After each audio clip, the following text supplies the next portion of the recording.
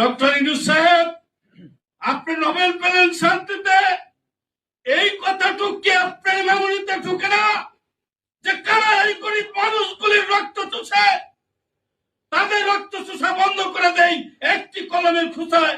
রিক্সাওয়ালা যদি শুনে যে একজন সরকারি কর্মচারী আসছেন, তিনি মাত্র ৮,০৫০ টাকা পায়, আর একজন গার্মেন্টসের শ্রমিক তিনি ১২,৫০০ টাকা তার বেসিক পায়।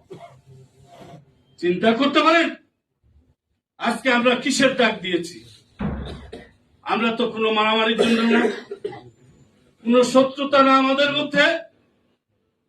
আমরা সকলের ঐক্যবদ্ধ ভাবে আজকে সরকারি প্রশাসনগুলো ধ্বংস করে দিচ্ছে, আউটসোর্সিং এর ব্যবসা চালু করে দিয়ে কোটি কোটি হাজার হাজার কোটি টাকা লুটপাট করছে একটা শ্রেণীর মানুষ।